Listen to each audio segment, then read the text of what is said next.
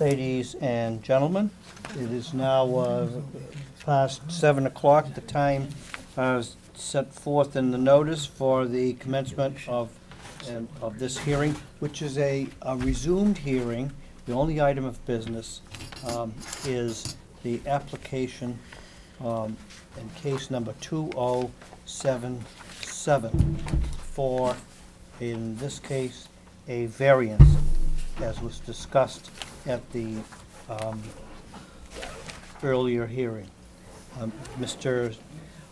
I will renew my request for we have a quorum, and the quorum consists of myself, Michael P. Marnick, the chair, and regular members Beth McCartney and William McCarthy, and associate members Van Giesen and Mulligan, all of whom were present at the previous meeting. So I'll renew my request as to whether any members of the board have had any communication with the applicant or any of the applicant's agents, or we'll say anyone else in connection with this hearing, which ought to be disclosed to the public. There's no positive response, therefore I renew my previous ruling that the members are indifferent and impartial, and you may proceed. Thank you, Mr. Marnick. Hold on one second. Thank you, Mr. Marnick, and good evening to all the members and Sandy. Happy New Year. Happy New Year to everybody. Yeah, I hope you have a good holiday. So, my name is Ben Zender, and I'm here on behalf of the owners of the property, and with me is Joy Cumming from A-Line Architecture, who is the project architect. At the last hearing, the board worked through the question as to whether or not a special permit or a variance would be the appropriate form of relief. Make sure the mic picks me up. The appropriate form of relief for this, and without putting words in the board's mouths, I think it was determined that this would require the issuance of a variance or the granting of a variance to approve the project, because the buildable upland is what it is under the current iteration of the bylaw. And then the board then engaged in an examination of the proposed project and the house and its siting and its size, and we got the sense from the board that there was not a sufficient number of votes to approve the project as designed. So at that time we requested a continuance. Joy went back and worked with her clients and has made certain changes to the design of the structure that we will describe to you in a moment. Joy has also, with your permission, if I may, Mr. Marnick, has prepared, and I'd like to make sure we make at least one copy available to anybody in the audience who wants to see this. Joy has prepared an aerial photograph of the area, highlighting several of the houses in the neighborhood that we think are comparable in scope to this structure. Thank you. So, 1, 2, 3, 4, 5. And I'm going to, Thank you. and if I may turn around, Mr. Mark, I'm just going to have you a copy that I might go. Thanks, Joy. You're welcome. It's like elementary school. You can kind of look over each other's shoulders. So, Oh, there's a gentleman in back. Do you have an extra one? do we have one more? Yep. Yep. And I've got your submission. And I've got the submission here. So, okay, great. We keep those. Copy for the back row as well. So, a couple of points that I was remiss, or at least one point that I was remiss in the last presentation to address with the board, which is that because of the location of the structure within the floodplain, it does not have a basement. It's built without a basement, which does a couple of things. First of all, it means that location of utilities and storage has to be within the main structure. It deprives the structure of additional area for those purposes, and also it's required that floor level be up at a certain height above the flood level, which means that you can't decrease the overall height of the structure by decreasing the floor level of the structure. So, and also, without a basement, obviously, there's a lower utility or use of the structure. If the board is concerned about conversion of a basement for habitable space or increasing the intensity of the use of the structure by reason of the use of a lower level, this structure does not have that basement, which would lend itself to that. So that's one of the reasons why the size of the structure is what it is. I'm going to let Joy describe very quickly, if you don't mind, Joy, just the changes that were made to the structure itself. You have a set of revised plans in front of you, floor plans and elevations. So if you, yep, right. Yes. It's a fairly long structure, so the best way for us to reduce without hurting any of this, to make sure that all the spaces still function properly, was to sort of shrink it like 6 inches all the way around, which, that and reduce the little bridge connection to the roof deck by a certain amount, which totals about 334 square feet. But it meant that the bay windows were reduced by 1 foot in total on either end of the structure, and then everything else was just basically shrunk, so. So we've submitted with the designs, and I think we submitted in advance last week a set of calculations, area calculations, showing the original submission with a floor area of 4,021 square feet, and then that's been reduced to 3,687 with a removal of 334 square feet. I think Joy attempted to reduce the height of the structure, but the problem is that in order to access the roof deck, there has to be a certain Headroom. there has to be headroom to get up there, and so there's an internal bridge that provides access up through a stairway to get to that roof deck. And what she did was she took, I think, one of the more significant reductions in floor area was removing area from that bridge where people will walk up to get out to that roof deck. I don't think it has an effect on the overall visual impact of the structure, but it certainly decreases the of the structure in terms of gross floor area getting out there. Now, this photograph that's been presented, I think you all probably have, it kind of draws your eye to it. It's pretty. I took another drive around the neighborhood. I've already privately apologized to Ms. Parker for referring to the neighborhood as dilapidated. I think that rolled out of my mouth, ahead of my brain. I took another drive today just to make sure that I understood the neighborhood even better. It is not. I think our client's house is a little shop worn, but the remainder of the houses look like they're very well cared for and very well loved. So I wanted to set the record straight on that. But when you look at this neighborhood, there's really 2 types of houses in this neighborhood. There are a series of smaller Cape-style, ranch-style houses, and then there are houses that I would characterize as having been modified or upgraded that are larger in nature. Along the front area, along Skakit Beach, the houses tend to run a little bit larger, but as you work around this entire neighborhood, the houses that have already been upgraded, second floors added, tend to be comparable in size to this structure. In the immediate neighborhood of this structure, which I'm sure are owned by some of the people in the audience, the houses are not quite as large. So if you look at this property, you can see right around the immediate neighborhood, there are 3 houses in the neighborhood that are smaller. But then as you move around this depression, out towards the marsh and out towards Skakit Beach, you'll see that the houses are larger. So the general feel of the neighborhood, as you drive in Franz Road, you probably drove in there, you saw there's a large structure on your left as you walk in, or as you drive in. And then as you go around and look at the neighborhood, there are a lot of beautiful little water views around the neighborhood, and the houses tend to be larger. So it's a mix of larger and smaller houses. We believe that this house, as designed and presented by Joy, is in keeping with the size and the presentation of the structures in the neighborhood, although it may be larger than the ones in the immediate vicinity. And those are the structures that may well be smaller. And also, when you look at the structures immediately across the street are outside of that flood zone. They have the ability, obviously, of enlarging and working with their entire lot areas, as opposed to this lot, which is in that depression, which creates that buildable upland problem. So we're hopeful that the board, after taking notice of the structures in the neighborhood and the design change that we've made here, find that the structure is in keeping with the neighborhood. It's similar in size and presentation to many of the houses in the immediate neighborhood in the area, and that it would qualify for the variance that we're asking you to give us. And we'll address any questions that you have, and try to respond to any concerns that the neighbors have or anybody else has about the project. So thank you. Mr. Zender, the original hearing was about a month ago. Yes. And just to make sure that we understand, the proposed height is 43 feet and a fraction, and that's conforms with the zone ordinance because the base elevation is 13 feet. Yes. I'm not looking at the plan right now, Mr. Marnick. I'm agreeing with you off the top of my head, but I believe that it's been designed to meet that requirement. Yeah, the height requirement. Yes. I didn't think we discussed whether you needed relief on that measurement? No. I We- mean, we don't believe that we standing by do. itself, then, okay. We don't believe that we do. All right. For setbacks or for height?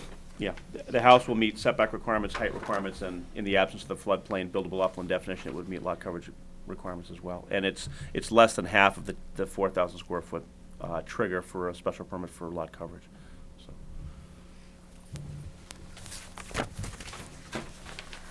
Any questions by any members of the board? I have one final comment if I may, Mr. Marnick. Yes? We have not submitted a revised site plan. You know, in the event that the board sees fit to grant the variance, we would want to submit a revised site plan that slightly alters that footprint to reduce the footprint of the house. We haven't sent it back to the engineer to redo that, you know, because we weren't sure whether we would get the relief, so. I'm not an engineer, but 43 feet seems high in New Orleans to me. Oh, no, it's not 43 feet, it's 28 feet. It's just under 28 feet, which is the height limitation. It's not, that's an elevational height from the 13-foot ground, you know. Oh, I thought that 30 feet was the, Yeah, it's, that's the maximum height. yeah, it's And within you- the maximum height is all I'm And you suggesting were to you. taking advantage, not taking advantage, you were calculating the 43 feet of height, the way I understood it. Correct. From the base elevation, which is 13 feet. That 43 So is height 13. above mean sea level, so depending on where you are on the Cape, you could be 60 feet as high. It just, you're allowed to have, the height is what you're allowed to have the 30 feet above the average grade of the house, which is at, I think, roughly 13 feet. And this is 28 feet high, so it's well within the height limitation. Thank you. You've lost me on that. Okay. Go ahead. The height restriction, Right? according to the. Zoning is 30 feet. 30 feet. This building is 28 feet high, so it's 2 feet under the absolute maximum. But you're taking 28 feet is from the second floor up to the ridge? If you add from the top of foundation, a foot, 9 feet. Okay, 10 the 9 feet and the 18? 18 is 28. Okay. So what's 43 feet 2 inches? That's the elevation, which goes from the contour, Okay, 13. okay, so within the 30 feet, good. Yes, 2 feet by under. 2 feet. What is the percentage? I think you were at 36% before, and where are we now? It's here.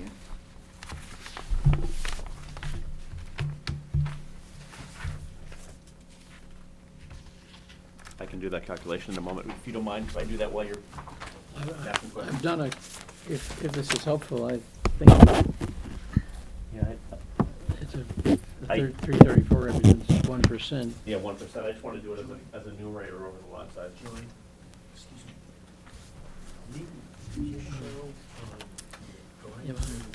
mistaken that even if it's starting with 13, it's still 2 inches over? Above the ground. Yeah, that's what I thought. I don't know Yes. what's the explanation.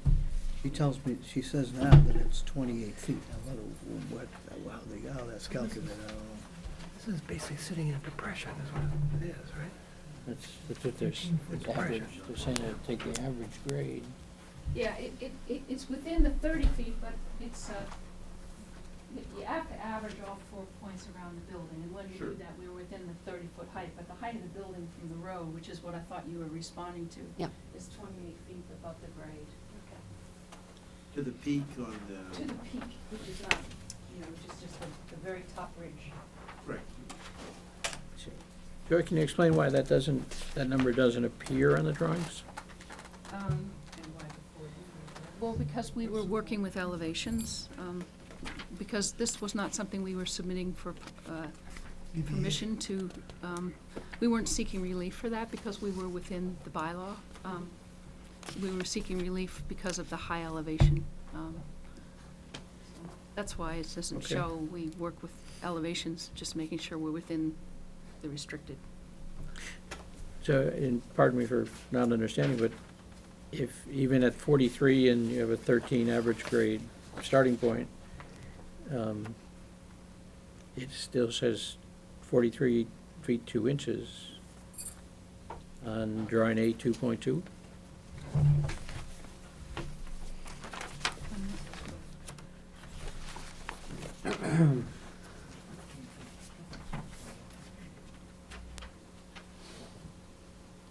Sorry, I'm not really understanding your point. That's the elevational height?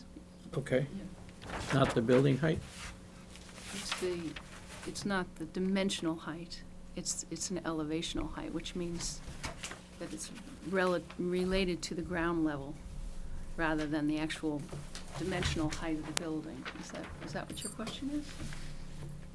So if we're using the, as you said, the average grade of the lot is 13 feet? I don't have the site plan with me, unfortunately. Do you have it here? Yeah. Because we went around all the 4 major points and averaged the grade and then went up and made sure we were. Yeah, I don't have that calculation on the engineer's plan as to what that average is. But we're not asking for that relief, and so we can't, Well, the question is, should you be? No, no. I was We very don't want it. careful. We don't want to ask for that relief. no. So, And so we wouldn't be able to do that if the building inspector determined that we were in violation of that. We'd have to come back to you anyway. We'll get the amendment if you would. yeah, I mean, when I look at the topos, you know, 13 feet, 12 feet, you know, these are existing topos, 10 feet. So I don't, the number I don't have is, and I apologize, I don't have an average ground elevation calculation. So we're only allowed to be 30 feet above whatever that average is. So if that's 13.1, but that top of ridge calculation on plan 8.2.1, I'm guessing that's not an elevation above mean sea level. I don't know how that's measured. That I don't know if that's I don't know. For example, the top of foundation may be lower than the average grade level. What I'm saying, I just don't know. That I don't think that 43.2 is tied to average grade. And We even- need to answer that question for you. Okay, Be Tom, happy to- did you want to clarify? Happy to There's go. an elevation based on probably whatever benchmark they used, the surveyor used. So that's his benchmark, but that doesn't determine the height of the structure necessarily. It's just the calculation that. And just let me say, whenever there's anything within 3 feet, 4 feet of these things, we require engineer to Yeah. confirm that at time of frame inspection. So Okay. it's something that would be sort of standard requirements as far as the permit goes. But I believe that's from whatever benchmark he took his original reading from, that would be the height of the structure. But it doesn't necessarily correspond to, you can't measure just from I'm not a surveyor either, but I see a lot of plans. Sometimes I get the same thing, I get this number that looks like it's very, very huge, Yeah, and then once I do the calculations, and get the engineer's report. Was it fair to say that an average of the lot is 15 inches below grade? Because it's gonna be 28 feet above that, so you add 28 to 15, you get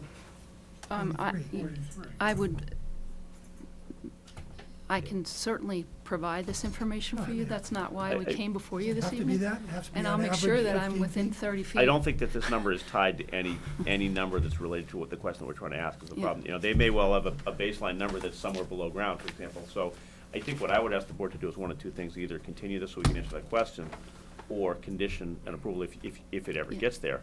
Condition approval on, you know, demonstrating to the building inspector that it complies with the height regulations. So and I'm sorry I wasn't prepared on this No, particular me question. too. I apologize.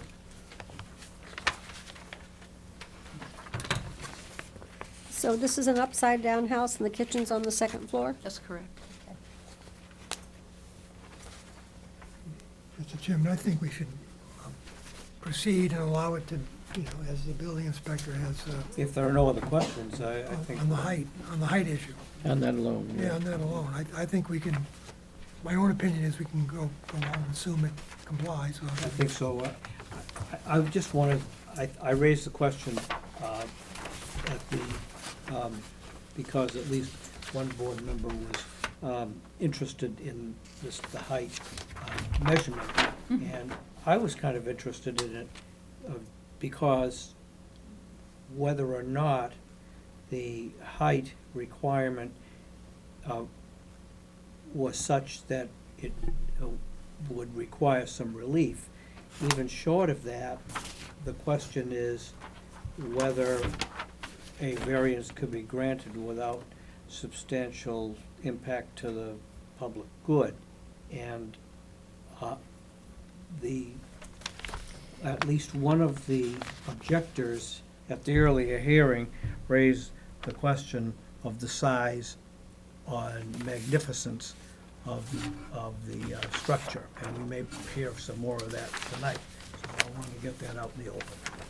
So, are there any other questions of the applicant by any members of the board? What is the square footage now? I mean, we went from 36 to what, 33? We went from 4,021. Right. To 3,687. We reduced the square footage by 334 square feet. Right, but you were, the minimum, the maximum is 15%, and you're at 36%. So what is the new? Yeah, I feel like a failure. I tried to calculate it, but the problem is I don't know how much of the structure is inside the elevation 13 and how much is out. That calculation, I think we dropped it by roughly 1%.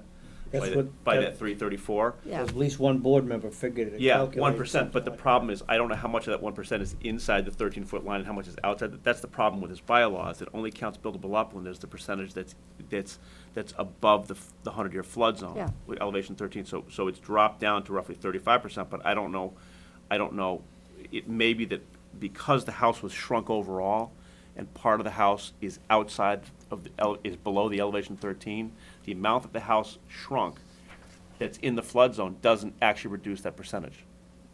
That's the anomaly of this board. You're only counting the percentage of the structure that's inside the buildable upland portion. So it's dropped roughly 1%. I'd say that number is gone from 36 to 35, but the number may have gone down a little bit less than that because some of that structure, some of that reduction in size was actually in the floodplain. So we could remove all the house that's in the floodplain, it wouldn't change that number at all. It's only the numerator is whatever's within the buildable upland. So it's a complex calculation, and I haven't done it. So, I mean, ballpark, my feeling is they had a 1,000 square foot house. If they put a second floor on, that's 2,000 square feet. yeah. And now we're looking at 36,000.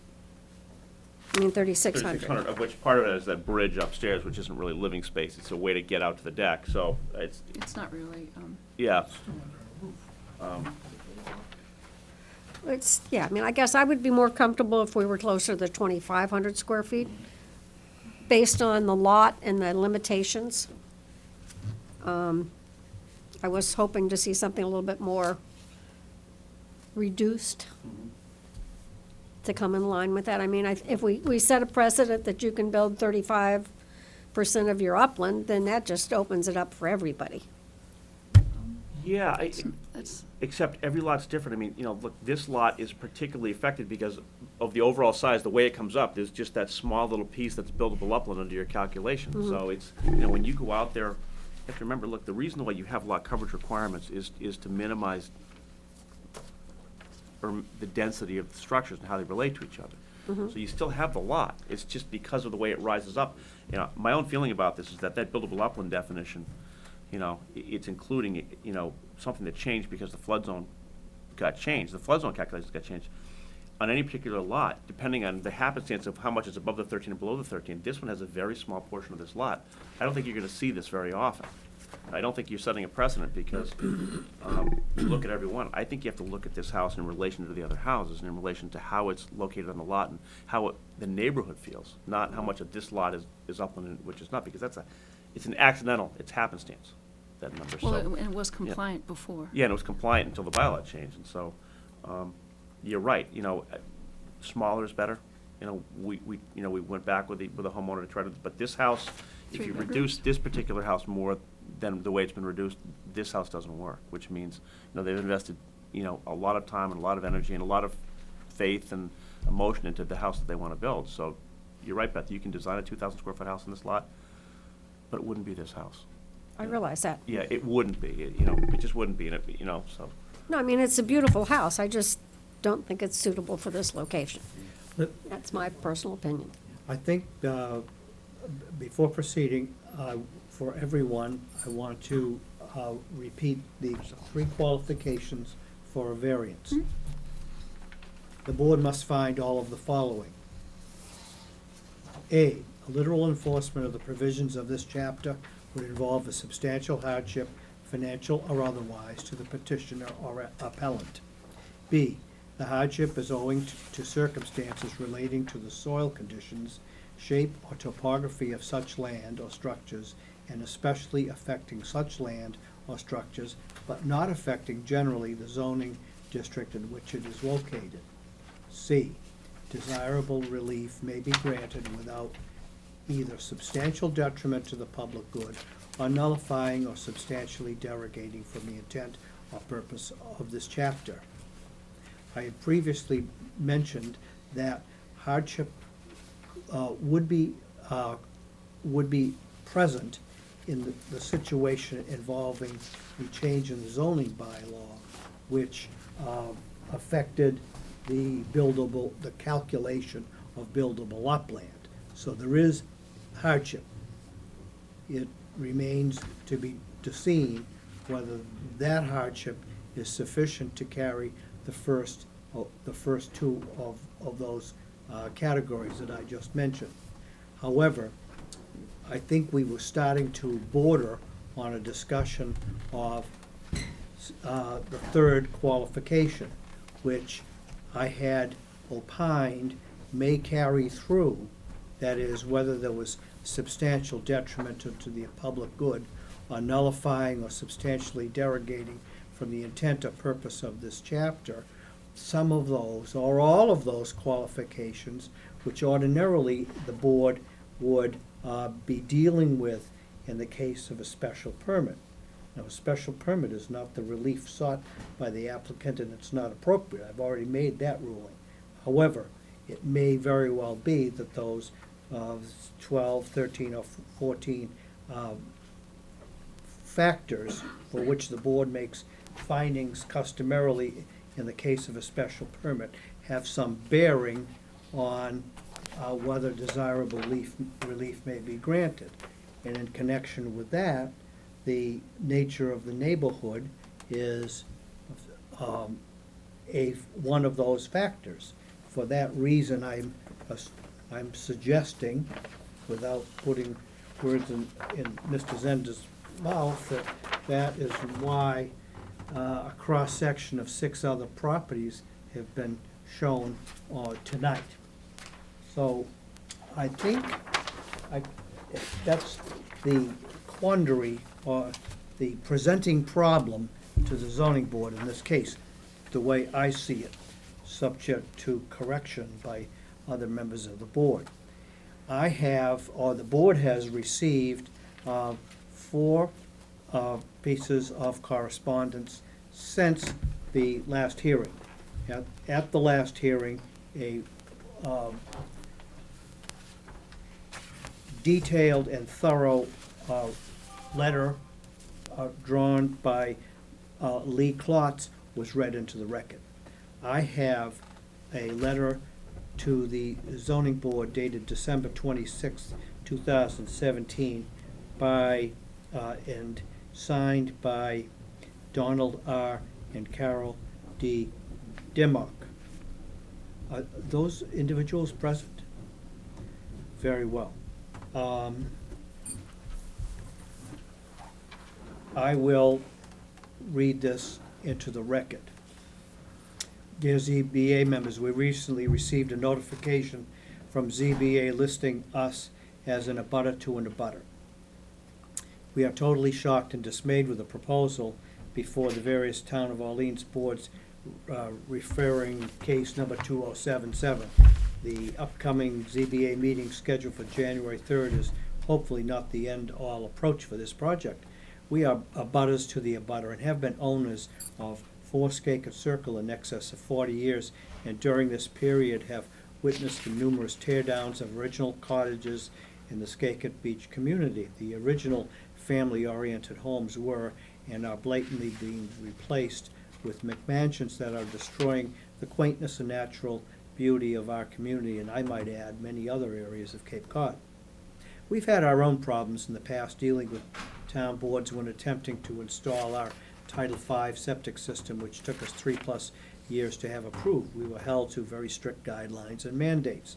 Now, this present proposal for SBL which means 4 Seabreeze Lane, I think, seem not to be held to the codes and requirements that are written and supposedly enforced, yet the variances being requested are in obvious violation. A 36% coverage of the buildable upland area is indeed incredible when the code is 15%. An earlier board stated that the existing home was not in compliance. What does that mean? The home has been there for years and was built in accordance with all applicable rules and regulations. Was it not sold to the present owners in complete compliance? Why now has an earlier board stated that the existing home was not in compliance? How can an existing home be non-compliant when the new proposed home is much larger and in need of so many variances? Please note that we are completely not in favor of the 4 SBL proposal as presented, and sincerely request that you hold this proposal to all the existing rules and regulations that the others have been held to. We have witnessed many egregious permutations to the Skaket Beach community over the years, allowed by our town officials to those who have no regard for the natural beauty and quiet neighborhood family atmosphere that have, over the many years, made this a desirable place to live and vacation. Respectfully, Donald R. Dimmick and Carol D. Dimmick. That is one piece of correspondence. We have also in response, we are in receipt of a, appears to be an email undated under the signature of Linda Klotz. Linda Klotz present? Very well. Then I will, as a matter of courtesy, I will, because it does ask that we read it into the record, which I will now do. Orleans Zoning Board of Appeals members, after viewing the videotape of the December 6th Zoning Board of Appeals meeting, I have several personal concerns for the board members to consider. 1, the 12/28/2017 revised A-line architecture plans and revised submission listing of area calculations lists 334 square feet removed from the original submission on November 9, 2017. What is missing is a lower level floor plan. The lower level is accessible from the staircases, one up, one down, in the center of the foyer on the first floor plan. On the outside views, A21 and A22, the width dimensions are listed, but not the depth of the lower level. Is it a full or partial basement, and what are the dimensions and layout of the entire lower level? Are the washer and dryer, furnace, hot water heater, and sump pumps located there? I'm also trying to visualize just how large the new proposed structure will look outside, encompassing the lot dimensions of the land beyond the original footprint of the existing 4 Seabreeze Lane home, and how it will dwarf, in comparison, the size of our home abutting the property to the south at 8 Seabreeze Lane. 2, unfortunately, our one-level, 850 square foot traditional Cape Cod cedar shingled home is not shown in the architectural plans to provide a comparison of how diminutive our home will appear located next to the 4 Seabreeze Lane 3687 square foot proposed structure. As we have been told, it is the desire of the owners to reach for the view of the marsh, so the structure is elevated in height with multiple levels, decks, porches, and many windows to access a view of the marsh from higher levels. As direct abutters to the south, 4 Seabreeze Lane is also looking directly down onto our 8 Seabreeze Lane property, providing absolutely no privacy. In addition, the removal and loss of existing vegetation that provided a barrier between the 4 and 8 Seabreeze Lane properties will be removed, and any new plantings to replace the mature trees and natural growth will take many years to grow back into any type of barrier. 3, my husband and I purchased our home 25 years ago in the Skaket Beach area because of the quiet, relaxing Cape atmosphere that the Bayside and Skaket Beach offered with calmer waters, minimal traffic, and quiet surroundings that met the safety concerns of our family members and little ones. My husband and I are very concerned with the issues of loss of privacy, increased traffic flow, unknown cars driving on Seabreeze Lane, and in particular, noise levels. A very loud 4th of July party with assumed alcohol held at 4 Seabreeze Lane included 13 cars parked on the property and a number of people exceeding the maximum occupancy of 6 tenants for the 3-bedroom home. 4, our home located at 8 Seabreeze Lane, abutting directly up south of 4 Seabreeze Lane, will never be the same safe, quiet neighborhood to retreat and relax in privacy and seclusion in the same way we have known for the past 25 years. 5, even though various approvals have been rushed through the Orleans Conservation Commission, Board of Health, and Old Kings Highway Regional Historic District Committee, there is one remaining important category of approval not yet met.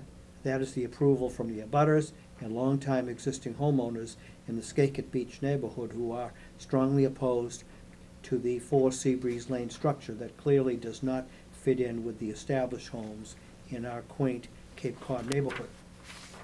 6, I asked the Orleans Zoning Board of Appeal members carefully consider how this encroaching tear down of typical Cape Cod homes being replaced with McMansion invasions will negatively affect our current neighborhood and change the charming ambience of what continually draws people back to visit and vacation on Old Cape Cod. We put our trust in you to preserve what is best for the Skakit Beach neighborhood and for the future of the town of Orleans, Mass. Respectfully submitted, Linda Klotz. I have another letter dated January 1, 2018, under the signature of Kathleen A. Parker, joining with her C. Curtis Parker. She here. Would you? May I read it? You may. Thank you. And I'm glad we have this visual, because I actually reference these homes Very in my well. letter, so. Yes, I think ma'am. I'll bring up a chair, settle in. Yes, you may. Thank you. I'll keep this handy. And I will say that I've accepted Mr. Zender's apology, and I apologize back for misspelling his name, and yet you're going to see part of what I'm referring to in this letter. We've already, well, we'll shake hands. Dear ZBA members, thank you for the opportunity to address you in the above-referenced matter. We know what we're here for. Please make this correspondence part of the official record for case 2077. My name is Kathleen Parker, and along with my husband, C. Curtis Parker, we are the owners of 9 Franz Road. Our property directly abuts 4 Seabreeze Lane. In fact, our actual driveway is across from the driveway of the existing structure. My first impression of this project is quite simply there is no possibility a variance will be granted for a 4,400 plus square foot structure on this 21,000 square foot lot. There can be no solid grounds on which to grant it. I thought long and hard about the process the voters at town meeting went through to come up with the regulations at play here. I'm sure hours of thoughtful discussion, negotiations, and give and take were undertaken by the bylaws, as the bylaws were accepted at town meeting. Then I thought, the members of your board are sure to know their responsibility in upholding those bylaws and would not take that responsibility lightly. The requirement of a 15% lot coverage simply cannot be cast aside for a 36% coverage just because someone asks for it. Perhaps I'm being simplistic here, but why have a regulation in place at all if all one has to do is cavalierly ask for it to be abrogated?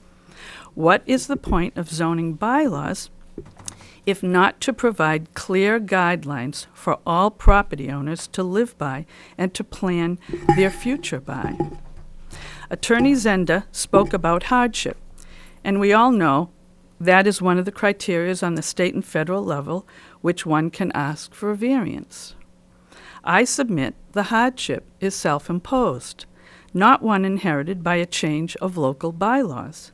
When the current owners purchased this property some 10 years ago, they knew they owned 21,000 square feet, that there was substantial vegetation at the rear, that wetlands were apparent and predefined by the vegetation, that the contours of the lot were visible, and that they did not have a clear view of Little Namaskakit Creek.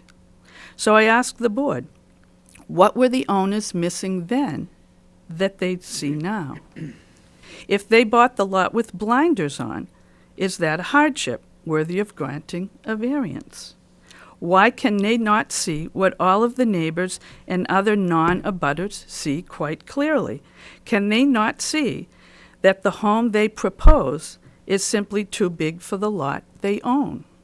Yes, the project has gone forward from other boards, but not without substantive changes suggested by neighbors and/or demanded by boards. I speak of the Concom's request for vegetative design diagrams and the Board of Health's request to relook at the septic system. Yes, the owner provided a change in location of the septic system, but not until a second meeting was held after pertinent objections from the abutters. Sometimes I wonder if people ask for things way out of scope in the hopes that a board will make a mistake and grant something that they should not grant. I also take exception with Attorney Zenda's description of our neighborhood as one of dilapidated houses. As a 20-year homeowner in a neighborhood of homes filled with multi-generational families who pride themselves in their property and give thanks every day for our good fortune, I can tell you that Attorney Zenda knows nothing about the Franz Road, Seabreeze Lane, Skakit Circle community. Attorney Zenda, you stand corrected. I will tell the board that there are 2 new homes built in place of the originals over the past 20 years, and that there were 3 substantial rebuilds on existing footprints, and I'll point them out in just a minute. More than 20 other original homes have been lovingly improved as conditions allowed. Again, please understand, the proposed project is completely incompatible with our neighborhood. We worry about the condition of our 1-lane sandy beach road after a project of this size. We worry about our children during their jaunts to the creek, pails in hand. There are 2 very tight curves on Seabreeze, one from the Skakit Beach Road entrance and one from the Franz Road entrance. Will our vegetation be destroyed? Will our beach road be full of gaping holes and crumbled sides? These are the typical concerns of our neighborhood. So I go back to my original point, and I hope the board sees things as I do. The board's responsibility is to uphold the bylaws as written, and so I ask you to please vote no on this variance. This variance is far beyond the scope that could be deemed reasonable, not a slight change, but an overwhelming abrogation of the intent of the adopted zoning bylaws of the town of Plainville. Thank you for your time. I'd like to talk about the houses, okay, that are in front of us. If we start over on the right-hand side, the top one, you'll see that. That was a rebuild on an original footprint. Yes, as Attorney Zenda pointed out, a second floor was added. It was an original footprint. The second house down, I believe at the time, there was no relief of lot coverage. I remember he said to me, Mr. Jacobs said to me, there was going to be a 15% coverage, and he told his architect not to go over the 15%. The second one, the third one down, that is not even a rebuild. It is the original house that was built over 25 years ago. It was re-sided, and the upper deck had that beautiful guide wire on it as opposed to posts. So it was absolutely a lovely reconditioning of a house by a new owner. That is an original home that has, as I said, has been there for 25 years. I believe the one on the bottom, which is down on Skakit, on the right-hand side, Skakit Circle, I believe that is a second-story rebuild. Again, very tastefully done. We're going to come over to the left-hand side. The one on the bottom is an original home that's been there well over 20 years, as is the second home. The second home did have some extra building on the top. They had a roof deck put on. I think they had a little bit more space to meet that 30-foot requirement, and they used it. And I would say that was sometime within 5 to 10 years. So that was an original home that's 25 years old, and they had, I'm going to say 20. I judge it on my son, who's 30. I know that it wasn't there. That was an empty lot when it was built, and it was purchased by the people. I think there were second owners there at this point, and it may have been that second owner who put that upper deck on. The top house, was a tear down of one of the original Cape Cod cottages, and that was a rebuild, and I don't have an awful lot of information on that, outside of the fact that I think that it's well beyond the scope of the lot, but that's not what we're talking about here. So, one of the last point I'll make, please, is that I want you to all understand that we're not just naysayers. We are a very welcoming neighborhood. This is the first time I've ever come to one of these meetings to be negative and to say no. I've been to other meetings or written letters. I wrote a letter on behalf of the Jacobs. They are directly across the street from me, and that beautiful home that they built is tasteful. It's within the scope of their lot. They took away the little pigeonhole view I had, but that was their right. That was their right as property owners to utilize their property as they see fit. What we object to here is not the fact we welcome new people. We know how lucky we are. We know they want the same thing we want, a lovely place to spend the little bit of downtime we have, to share it with their family, to share it with their friends. As I said, we thank God every day that we have what we have. We want them to enjoy our neighborhood, but they can't enjoy it in this house because it doesn't fit on that lot. Thank you. Very well. Thank you for your eloquent and compassionate remarks. I also have a letter dated January 1, 2018, under the signature of Joseph McMahon. Mr. McMahon present? No, he's in rehab, I think, right now.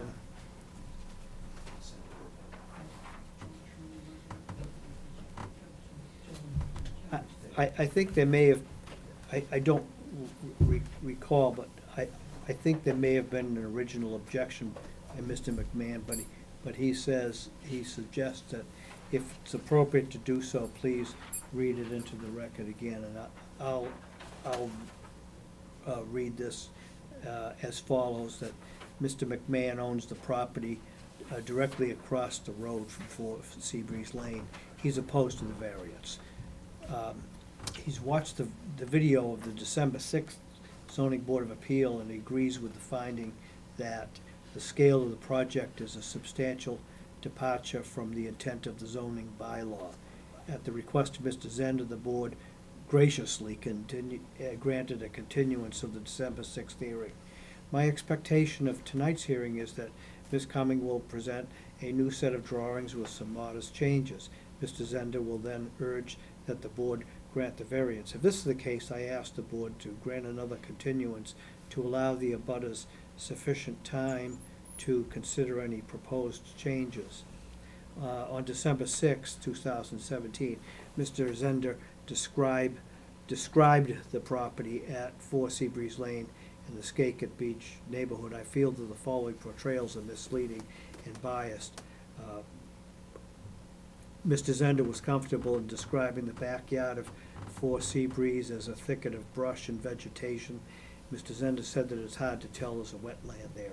I've walked in the back of yard of 4 Seabreeze Lane, and it can be best described as like walking on a sponge. It's very obvious that the thicket is wetland.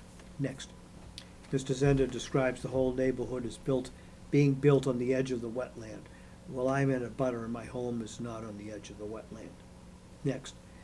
Mr. Zender describes the neighborhood as dilapidated. In my opinion, it is a neighborhood of old and well cared for to each homes. It is not dilapidated. I doubt very much, as an aside, that the board is going to make any finding concerning whether the neighborhood or any part of it is dilapidated.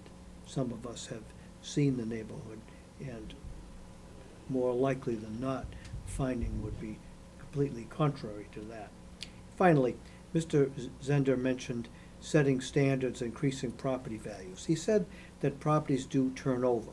Well, if you take a look at the property records in the Skakit Beach area, you will find many properties have been in the same family for many decades. It's reasonable to assume that family ownership of these properties will continue. The Whiteside property at 22 Franz Road has been in the same family for 3 generations. Thank you, Joseph McMahon. That concludes the written correspondence received by the board since December 6, 2017. Now, is there anyone wishing to speak in opposition to the application for a variance? Yes, sir. My name is Lee Klotz. Oh, very well. I have some more feedback for you. Thank you. We could tag team read this one if you want. At the previous hearing, I did read your, Yes, thank you very much. Is that the same clouds that you referenced? yes, Okay. yes. I missed. No, that's okay. I was trying to keep track of the common letter names. I had, Dimick, oh, it's the third.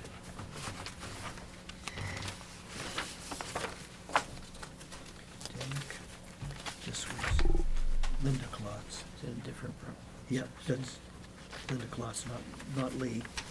And the third was Ms. Parker. And I think there were 5 in the. McMahon's? Yeah. No, it's okay. It is Linda Klotz that is the same, She is my very wife, you're very right, okay. who is unable to attend, so I'm here Okay. representing us. So we have her letter in the record, yeah. Correct. Excuse me.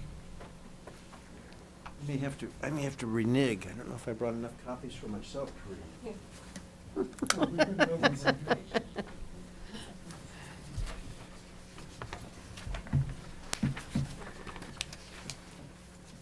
Your intent to read the essential parts or the entirety, or, just curious? I picked up on that. I will ask maybe a couple of questions, and it will have a bearing on which portions that I read. I want to make sure that I'm clear about what specifically the approvals that the Zoning Board of Appeals is considering. It sounds like, from what you've said in the conversation, that it's only for a variance for the lot coverage in the upland buildable area. Is that correct? Yes. When everything is boiled down, that is the single question. Okay. And it gets a little bit broader and not necessarily ambiguous, but the examination becomes broader when you fit that dimensional requirement into the standard of whether there's a substantial effect upon the public good as contained in the zoning bylaw as a whole. Sure. Well, I think that what we are concerned, not just for that, but when we're talking about the structure as has been outlined in the correspondence you've had, what Kathy talked about, it is a fairly massive intrusion into our neighborhood. It's something different where we're not the first tier. A lot of the houses in your pictures, as you've identified, are first tier or bordering on the water or with a good water view, something like that. And we're very interested in preserving the Cape lifestyle that people have talked about, what we came here for, the small family cottage community type neighborhood. One thing I don't hear about, we talk about the square footage of this house and the lot coverage and so forth. But another thing that you can see from these images behind me, that's the bulk of this house. Consider the bulk of this house, if we compared it to what a one-story house that's there now, that's, say, this tall and maybe this big. Because the footprint on this one is, and I don't have that one in front of me, but it's, well, yeah, the other one was like 40 by 30, something like that. And this house, the footprint is like 54 by 60, something like that, so substantially larger. There are cutouts, and it's not a square pattern, obviously, so it doesn't occupy all of those areas. But you still get the large bulk image, and that's a concern that doesn't really fit in with the neighborhood. I think one of the things that we need to think about too here in these large homes replacing our small family Cape Cod cottages, and that's, is it something of the Cape's history that we're losing?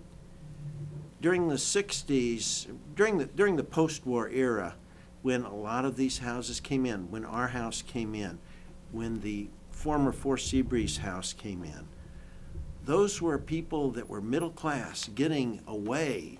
You know, I guess it's hard to believe somebody from Indiana comes, but it's true.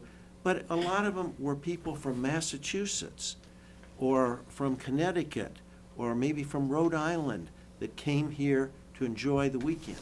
And this is a sort of a historic home for them. You know, I was looking on the internet, and another thing that I saw was something called Outer Cape Modernist Style, which is another trend that was here on the Cape, and architects here on the Cape designed them. But what they were, I've seen them described as kind of compilations of stuff they put together. I won't use the word junk, but things like that. And now those types of houses are very important to be saved as something in the Cape's history. That's what we want to do here. We don't want to necessarily have our neighbor who's there trying to build a house to get into the, say, the Boston Globe fancy homes section with a report on his house. That's not what we're striving for.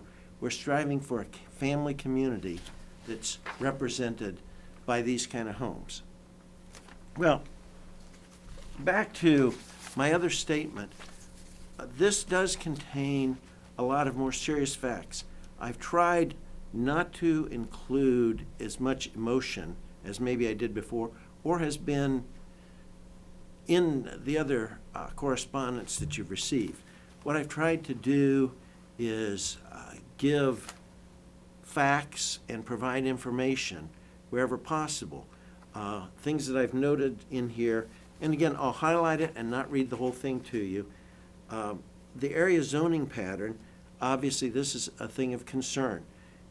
It's zoned R.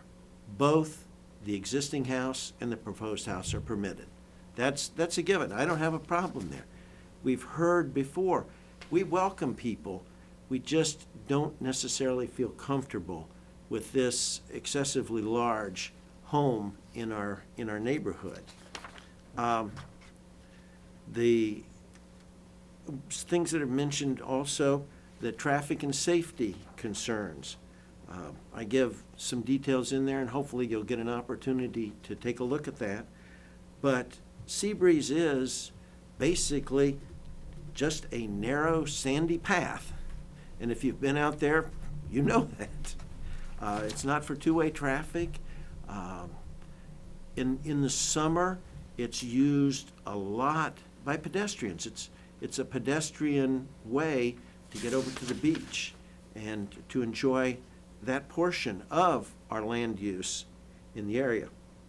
Mr. Claus, do you suppose that the construction of a house that, such as shown on the two drawings behind you is going to increase the traffic on that two-lane, that one-lane sandy road? Do you think that?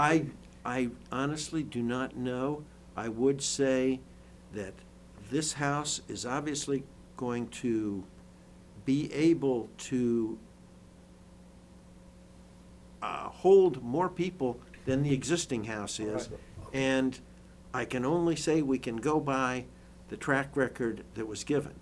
Now, I think we heard at the last public hearing that that wasn't the owner's plans to use it as such. But still, I don't know. It's a concern that we have. All right. We also have a concern that, depending on when construction is, that's going to have a major impact, particularly in the summer. As Kathy said, the roads are narrow. We're going to have trucks in there, both raising the existing structure and removing all of the material, and bringing things in and building a new house. So I think that it's a valid point to think about. I don't know, maybe it will be just two people moving in there, and that would be wonderful. We would like to meet them, and we would welcome them to our neighborhood. But some other things that I think are important, we talk about the environmental things here, and again, a lot of this has been covered. It's not something that we worry about here, but it's a public good impact. You spoke of that, Mr. Chairman, earlier, and that's something that we need to think about. Whether it's, I think you used it in terms of the view, but it's also the public good that it has on the environmental impact. That's something. I've listed in here also, not knowing at the time I wrote this report whether we would be looking at a special permit. I've covered those issues, the 8 items, I believe, that are conditions that you look at there. I think we can pass by those. We do get then to the variance conditions, where I understand that you have to approve all 3 of those various conditions. You have to find in favor of the petitioners on all of those. And those, I would like to read that section from my notes, please. First, condition A, and I'm going to repeat what the conditions are so we can see how my things go in there. First, a literal enforcement of the provisions of this chapter would involve a substantial hardship, financial or otherwise, to the petitioner appellant. My response is, strict application of the town bylaws will not result in a substantial hardship, financial or otherwise. Certainly not to the applicant, who is a party of unknown interest from California. And by that I mean, look on the original application, it was the applicant was signed as the builder. The applicant's representatives have been touting throughout their application process that they are simply building a new 3-bedroom house to replace an existing 3-bedroom house. Any hardship on the applicant or owners was brought on themselves by their own decisions and choices. The town is not forcing them to raise their existing three-bedroom house and build a new three-bedroom house that does not comply with applicable town bylaws. And last is the most important. Any improvement initiated in violation of the town bylaws is self-imposed, and self-imposed situations should not be considered a hardship. Number B, the hardship is owing to circumstances relating to the soil conditions, shape, or topography of such land or structures, and especially affecting such land or structures, but not affecting generally the zoning district in which it is located. My response, the petitioners purchased the 4 Seabreeze Lane properly, hopefully with their eyes wide open. The wetland marsh area in the easterly rear portion was there when the property was purchased. It had an impact on the location of the existing house. Similar environmental conditions impact other homes in the Skakit Beach area, mine, for example. Much of the Skakit Beach residential community is in proximity to 4 Seabreeze, much of the Skakit Beach residential area in proximity to 4 Seabreeze Lane was built in a wetland marsh area. Limited buildable upland area is characteristic of many of the parcels near 4 Seabreeze Lane. Just as 4 Seabreeze Lane is currently developed, is pre-existing non-conforming, so are many of the other homes in the Skakit Beach area, mine included. The 4 Seabreeze Lane limited upland buildable area situation is far from unique. And number C, desirable relief may be granted without substantial detriment to the public good or nullifying or substantially derogating from the intent or purpose of this chapter. Now, public good is an ill-defined term that allows numerous interpretations. I'm guessing we'd have at least 5 on the board. Whether the existing 3-bedroom house... You didn't mean ill-defined, Pardon me? you didn't mean that we were ill-defined, but Oh, no. I couldn't resist, sorry. No, that's okay. I deserve that. But anyway, whether the existing 3-bedroom house or the proposed 3-bedroom house is positive or negative is clearly an individual decision, as is defining public good. I would score this variance factor a draw. Public good is a difficult thing to define. Now, considering whether the proposed variance request can be viewed as an attack on the intent and purposes of the building coverage regulations, the answer is a strong yes. The town mothers and fathers are firm about the buildable upland restrictions. Why? Maybe to preserve the character of the town, maybe to control the building density and open space, maybe to provide enhanced opportunities for properly functioning Title V septic systems, maybe to lessen potential negative impacts on adjoining wetland or environmentally sensitive areas, like at 4 Seabreeze Lane. When the bylaw permitted buildable coverage is 15%, a 30% coverage as proposed is an extreme and outright attack on the intent and purpose of the regulations. And now, obviously, as you see on my last page, Just for the record, I think your written note's 36 as opposed to 30. 35. The 36 in your statement. Oh, did I? Well, I will. You misread 30 instead of 36. That's all, just- That's okay. I apologize. You It's understand that, 36. Just since we're recording. Oh, okay, well, thank you. And what I do have too is just a little something that kind of shows what the area that we're talking about. I wasn't able to bring much with me on the airplane, but I did. We're going to assume that this table area is the buildable area for the lot there at 4 Seabreeze Lane. I did do the math on this one, I know this is right. This much of it is what's proposed. to 36%. Now, we learned that we might take off a little corner of it here to chop it down to 35, but still, you can see it's a very substantial portion of it.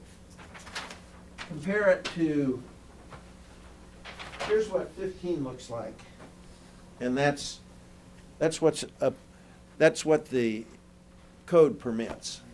And we really feel that that is important, and that's one of the reasons why we're looking at this variance and why we feel it's important that the board not approve it. Additionally, I want to add, and I went back and talked about the bulk of the house. I didn't realize until Mr. Zender said that the 36% is only in the upland buildable area, and there's a portion of this bulk that is out of the upland building area in the wetland area, or however it works. So the bulk actually is larger than just that 36%. And it's important, if at all possible, that we come up with maybe a compromise, or as has been suggested, reduce the size of the property, the proposal on the property. Very well.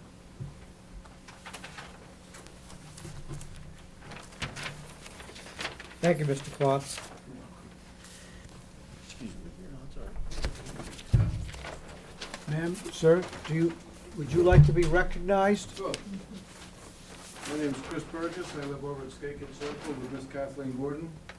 And I've been down here for a little over a year now, and been coming back and forth for quite some time.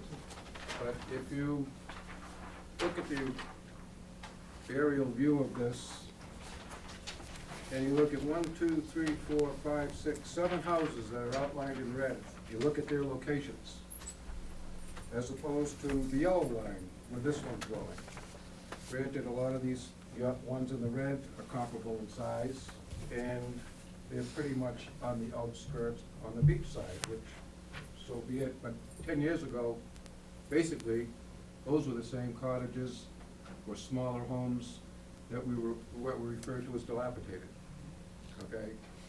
And I really took offense to seeing that after walking all the routes and all the little roads through Skaken Beach. I said, you know, what a fortunate place to be. Now you take this particular rendering of this house that's gonna be going on further away from these houses that are on the beach, and stick it into an area where everybody's 1,200, 1,500 square feet houses. It's like, who's kidding who here?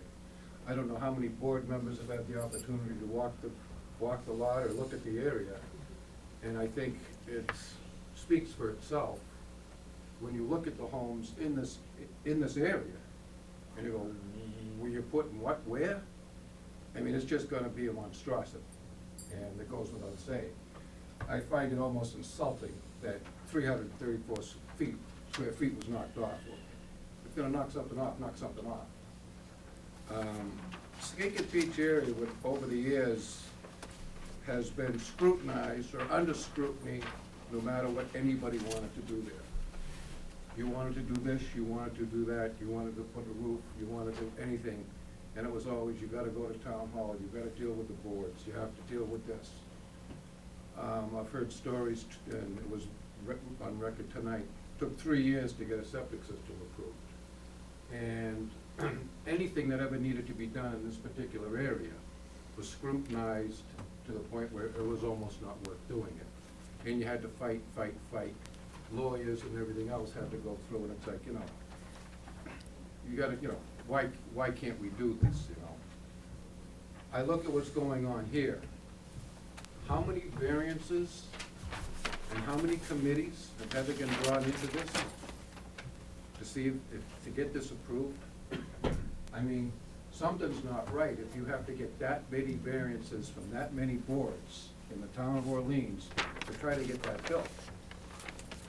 So, right from the get-go, we know it's not right. We know it doesn't fit there. My biggest concern on it is, you look at these 7 houses on this way, how much longer before is just gonna creep all the way back to the Linnell house. Okay? You made a very good point, Mr. McCartney, when you said, okay, put a second floor on the existing building. You got the same footprint, you're gonna get your bedrooms, you can remodel and do what you want, and you're not gonna, raise all these red flags and have to go through everything. It's very doable. I think what's happening here is the biggest thing, that they're trying to put this house in an area where it just doesn't belong. And that's my thought, and when I think of all the hoops that everybody has had to jump through over all the years to get improvements done on their homes, and all of a sudden, this thing gets brought up on the board, and it needs variances for this, and that, and before you know it, boom, they're tearing this down and building it. And it's like, wait a minute, all we wanted to do was this and we got denied, or all we wanted to do this. And between paying for lawyers to come up against the town and the boards and everything else, it's like, it shouldn't be like that, you know? That's just what I've seen, it's what I've been hearing, it's what I've been watching. And, you know, if this house was down on the beach where all the other ones were, where it fit, you know, maybe whatever could be done. But this particular location, for a house this size, just doesn't work. It doesn't fit. And, you know, 334 feet knocked off, that's just a slap in the face. That's not even a compromise. So, that's all I have to say about it. And I really don't think it belongs, and I don't think it's something that, it's gotta be thought long and hard. Thank you, sir. Mr. Zender, you have any rejoinder? Yeah, I have some, not a lot. I mean, you know, look, I appreciate the abutters' interest in the project, and it's their neighborhood, and they understand it, and they're concerned about it, and I appreciate that. To Mr. Burgess' comments about the other boards that have to get involved, you know, everybody who's between the Bay and the Mid-Cape has to go to Old Kings Highway. Everybody who's within 100 feet of a wetland has to go to Carlton. Everybody who needs a variance from septic code, which is pretty much everybody, needs to go to Board of Health. And many, many people need to come to this board. It's not, and the relief that we're asking for is one variance. It's a variance from the upland permit. And so the question I would ask the board, and a lot of the concerns that the abutters have raised have been addressed. The Board of Health did address concerns of the abutters, and the septic system was moved from one side of the property to the other. The CONSCOM imposed vegetative screening requirements that have been referred to here tonight, and you'll see on the picture the rendering of where the screening is going. The house is being constructed to comply with flood zone construction requirements, so that the lowest level of the floor area of the habitable space has to be a certain number of feet above the flood zone, and it's been designed for that. That's why it has no basement. That's why the house is the height that it is. So, you know, density, you know, the concerns that I'm hearing are size and density and massing. Those have nothing to do with buildable upland. Those have to do with the size of the lot and the size of the house relative to the size of the neighborhood. Again, if it weren't for this code anomaly, we wouldn't be here. So, and I'm gonna pose this question as carefully as I can. If this property were before this board, and you didn't have all of the abutters coming in, and you looked at this house, you looked at a 3687 square foot house in Orleans, in today's market, in today's building environment, it's not an overly large house. And that may strike some people as an untrue statement, but, you know, I've always said, and, you know, to the man's point on, you know, on architecture, I've always said that a house that's too big is a house that's bigger than mine, right? You know, so when you go around Orleans and you look especially at near water environments, you drive around Orleans, a 3,600 square foot house is becoming the norm. It is the norm when people upgrade their houses, and some of the abutters, I thought, very eloquently put the case that when you look at some of these houses, they've been upgraded. Second stories get put on. They get built up on the footprint. They go from 1,100, 1,200 square feet to 2,800 square feet, 3,800 square feet. Sometimes they go up to 8,000 square feet. But the standard for you, you know, that we have to meet, we have to show that there's a hardship, okay? If you were to hold this applicant to the buildable upland requirement at 15%, they would be able to build a house with a 575 square foot footprint. That's it, okay? So to have to meet the bylaw, would certainly be a hardship, okay? Now, if they don't build the house that they wanna build, you know, and it's their property, certainly that's a non-financial hardship to them. If they have to reduce the size of it, that's a hardship to them. It's certainly tied to a topographical condition on the lot, as I think the board explored last time. So what we're really hung up with is the third leg of the test. Can you grant the relief without substantial detriment to the, and again, I'm not gonna read it again, because I thought Mr. Clark did a good job of reading it, but it's substantial detriment, that's the standard. Is there going to be substantial detriment? And I would posit that if you build this house in this neighborhood, in line with what other houses in this neighborhood are built, it's not gonna substantially derogate from the spirit or the intent of the bylaw with regard to density or massing. You may think it's a little too big, you may think the design isn't exactly what you want, but it's not gonna fundamentally change the character of the residential district in Orleans, and it's not gonna fundamentally change the district of anything other than this immediate, very small neighborhood. And I guarantee, if you drive down that road 20 years from now, and you drive in the neighborhood, you're gonna see a large number of the houses that are 1,000 square feet are going to be 3,000 or 4,000 or 5,000 square feet. That's just, it's just, well, again, I've been doing this for almost 30 years. You know, this is what I do. It's what I watch. It's what I observe. People are building for the way that they live today.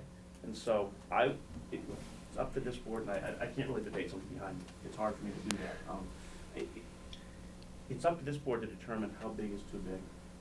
But 3687 is not, in Orleans, in a near water environment, is not a too big house, in my opinion. I think we've met the requirements.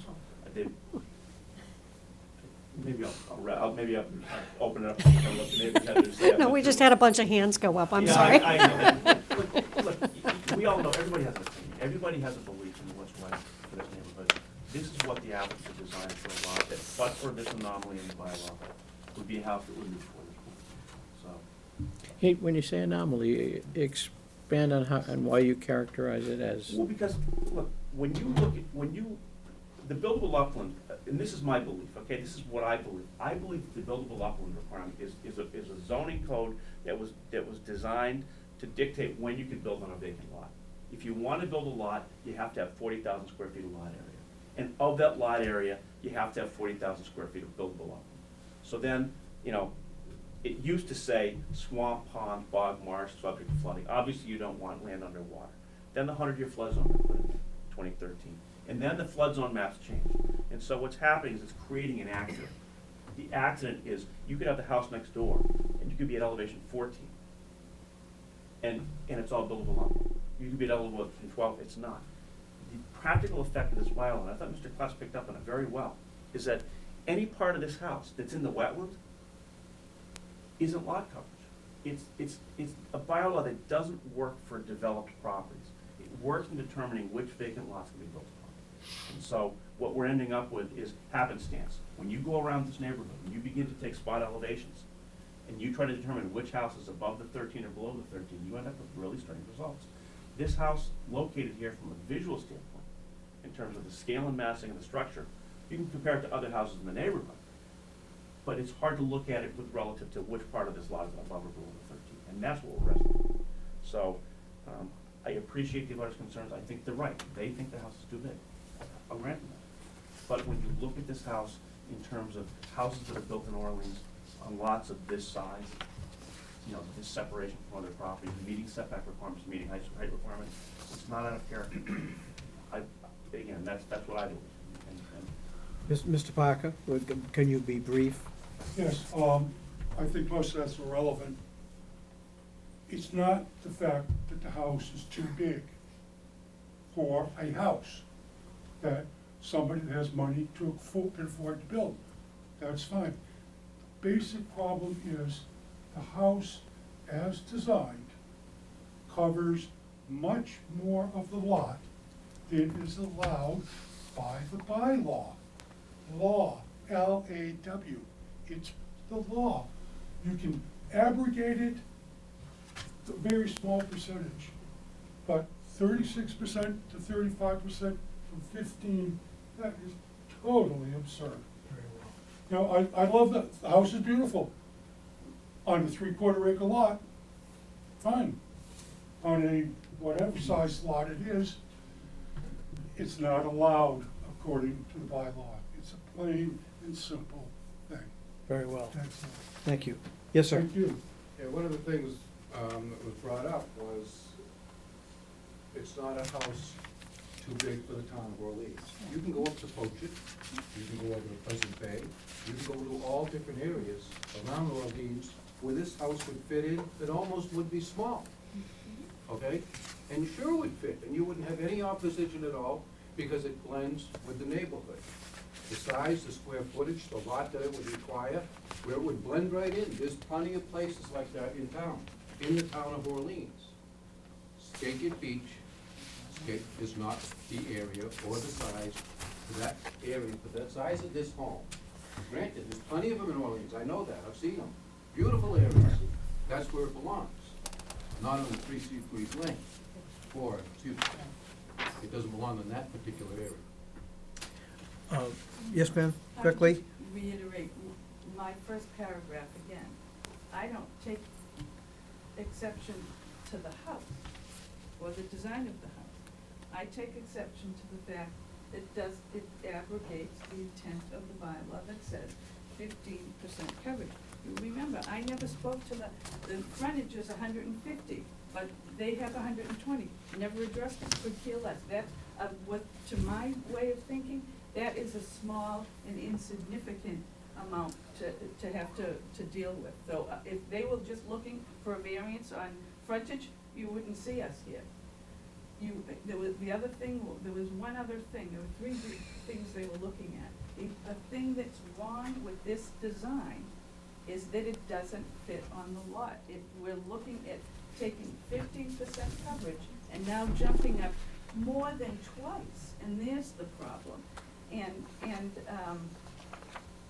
Okay, I'll stop. I think I did it. I had my say earlier. Thank you, ma'am. Do any members, if, in the absence of any, See yes, what's sir? I have a little bit different question. It's a technical and historic question that perhaps you, Mr. Chairman, or one of the other board members can help us on. Those other houses that were enlarged or built new on Skagit Beach area, did any of them require variances? Well, Do no, you neither I nor any members of the Don't have board are any going to historic. discuss that. Okay. If any members of the board have any questions, please address them now. Otherwise, it's my intention to close the hearing for the taking of evidence. Beth? In reviewing the house plan, you've got a family room upstairs with a full bath off of it, which to me is a 4th bedroom. You've got a 400 square foot living room, which to me is for entertaining. California does everything really big, and that's California. And this isn't California. This is the Cape. And I would still be opposed to this because of the 15% coverage if there wasn't anybody in here. If we strictly enforce the bylaw and we restricted them to a 500 square foot house, they would have a hardship. We're not restricting them to a 500 square foot house.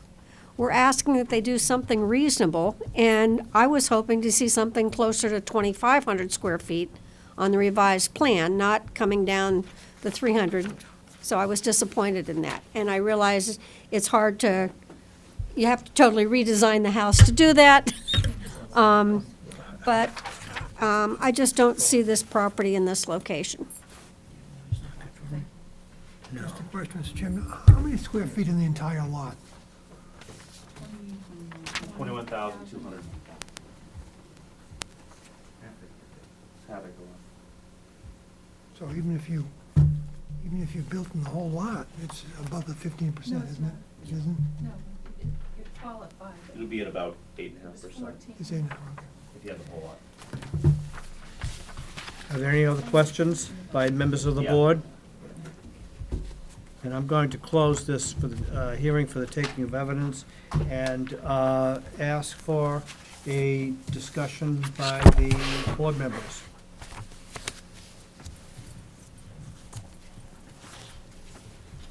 It is not the intention of the zoning bylaw or the zoning board of appeals in this case to preserve this neighborhood or any other neighborhood in the situation that it was in 1950, 1960, or 1970. However, the zoning bylaw is quite specific concerning the percentage of building coverage. We have discussed the question of whether the topography as caused by the most recent definition of buildable upland would constitute hardship, and I have made a preliminary ruling that that would constitute hardship. I have also discussed the feeling that some board members may have, certainly myself, that there is a context where this neighborhood and the structures within it are not necessarily to be compared property to property, because that's never done. That can never be done satisfactorily. But they are to be compared, and although we have a fairly good description of the modifications within the neighborhood over the past 15 to 20 years, at least in 6 cases, there also are a number of properties which aren't highlighted or magnified for our inspection, and some of you folks live there. Nor is it for us to determine whether the design is capey or more likely to be found in California. The fact of the matter is that this is a substantial departure from the existing property. One might conceive that a more appropriate renewal or modification of the property would be precisely what had been done, but we've heard evidence that 2 of these properties involve the insertion or construction of a second floor. 2, maybe 3, if I heard the evidence correctly. So, but this property, the proposal, although the architectural plans that we may find are impeccable and in many respects delightful, certainly as their aesthetics, just do not warrant a substantial and significant departure from the 15% lot coverage which is allowed by the zoning ordinance. Then that is my feeling in this application. And that's taking into consideration the dropping of, say, 330 square feet of coverage from the last hearing to this one. Are there any other comments by any other board members? Mr. Chairman, if I interpret in summary what you said, I share the view that the 35 or 36% is a substantial derogation from the intent or purpose of the bylaw. Regrettably, yeah. I'll add that I think we're gonna be confronted with a lot of situations like this. I don't think that we have any idea of how many houses have lost, how many lots have lost buildable upland with the new zoning. And I think as houses turn over, we're gonna be confronted with a lot of hardship holding to that 15%. So I'm not here to say that we have to hold to 15%, but I do think that at first, an early view of this problem, I think going from 15 to 36 is too high at first instance. I think we're going to be going over 15% in the not-too-distant future. I mean, I don't have a problem with that. But I think going from 15 to 36 at this stage in our understanding the impact on the town is too much. Very well. Just doesn't make sense to double it. Not at And then first some. instance, not until we have more experience, I think, that's right. Sven Geeson, do you wish to weigh in?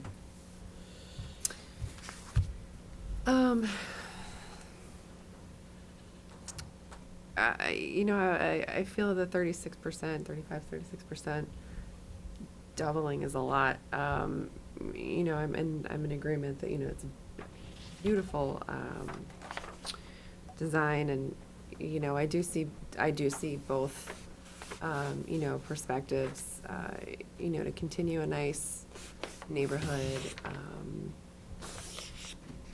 to be able to have, build your dream home. At the same time, I also understand it's important to, I'm sorry to be disrespectful, Mr. Chairman, I have a hearing in Wellfleet that's waiting for me to get there, so I'm Yeah, letting you know go. I'm going to be there. So, one of the risks. So I don't mean to be on the phone while somebody's speaking. Excuse me. No, oh, yeah, no, you're fine. I didn't notice that. I was mainly, Yeah, I mainly totally- concerned with having, No, trying to. hearing from Ms. Van Geesen. I'll make the comment, Mr. Chairman, that Mr. Zender made as forceful a presentation as you could have made on this application. Yeah, Especially when you came in and talked about it in terms of other housing out of line yeah. with Orleans. It's not, you're right, it's not out of line with Orleans. It is what it is. So, thank you. If, are there any other comments by the board members?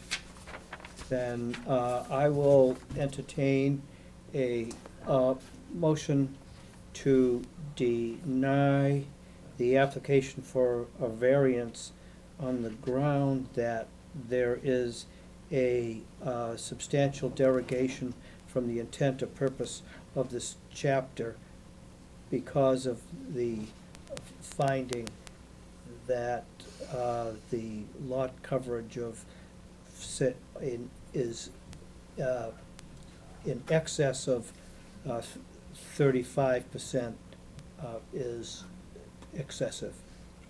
One moment, Mr. Chairman.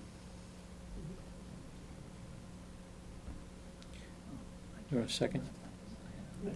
What I would, You want to pull the board? There is, no, I don't there- think I need to. no, go there for is, it. there is a second. I know there is, may I'm not calling it for vote until Yeah, I maybe hear. heard on the motion, Mr. Chairman. Actually, I said, is there a second, Oh, so. there isn't. No. I'm hoping that Mr. Marnick will withdraw his motion after I make my request, that we'd be allowed to withdraw the application without prejudice. That's what I wanted to hear. Yeah. Very well. I was gonna say it under discussion. but- I know, it was, the rock was moving towards the precipice. The applicant has moved to withdraw the application without prejudice. Then without, I recommend that the motion be allowed. If there's no discussion, I will call for a vote on the motion. All those in favor of allowing the I'll second. second There's a motion to allow. motion. Allowed to withdraw. motion To allow the application withdrawn without prejudice. All those in favor? Aye. And opposed? Motion carries unanimously. Thank you. Thank you Yes, all. yes, Thank ma'am? you all for your time. Thank you. Mr. Chairman, would you please Good luck getting explain to to us Wellfleet. exactly what that means? Yes. So that we all know what we're going to be looking Yes, exactly. That means that this application cannot be renewed for, Sandy, is it a year?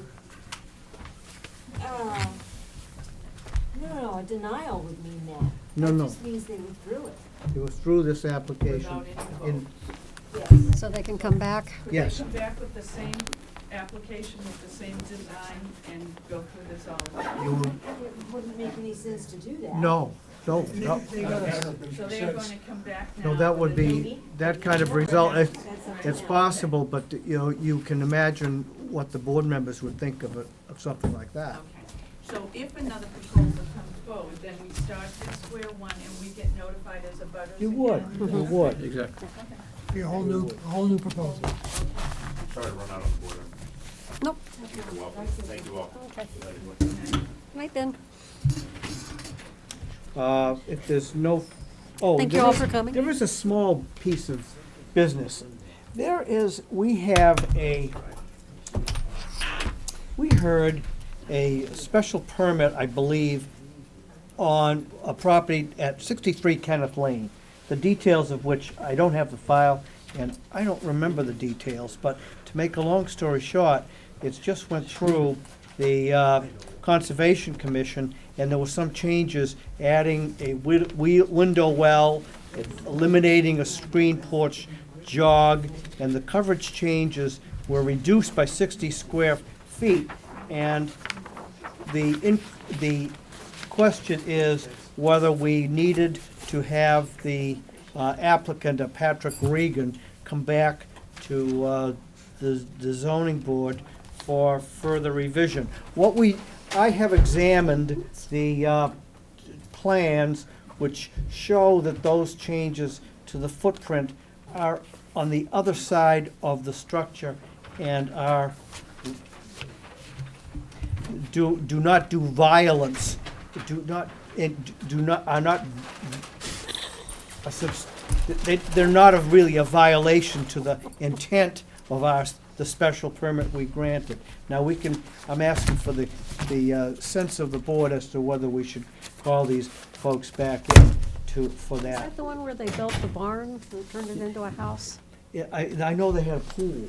Oh, I think- I'm totally in the dark on this one. Yeah, Oh, that was Main Street, I think. So it's reducing the impact? It's They're reducing- reducing the coverage changes by 60 square feet. Yeah. It was That would be- relative, yeah. it's a little bit less than, I mean, this is not what we've considered in the past to be minor, but it is still pretty minimal. If you want to It's call also them, not an increase in what was granted, it's No. a It's a decrease. decrease, so, yeah. It's a So decrease. it's lesser included, I would say. I think we could leave this in the discretion of the building commissioner. I have We a just question. we got his approval. To be de minimis. I have a question for Tom. Then, The property on Main Street that has to have all of the belongings inside the barn, that has the big white trailer behind the barn? 50, the one on the corner? Yeah, 94 Main, is it? Yeah. When do they have to get that trailer off the property? Once they have their certificate of occupancy, then the trailer would become illegal. Okay, so how far away are they from their, To a certain extent. And there are some extenuating circumstances with trailers. I mean, I'd have to go through the zoning bylaws, but some trailers, oh, no, that's a storage trailer, isn't it? it's a storage trailer. We I specifically mean, it's- stated if that it's everything part of had to his be in the business- barn. Part of his business, it changes things, and if it's parked properly on the lot, meets setbacks and all that. It's like somebody that's a carpenter that drives his truck home at night with his trailer Right. attached to it. If it's part of his business, that'd be a determination I'd have to make. But this is a storage trailer. This isn't a movable trailer. This is, Oh, it's not movable.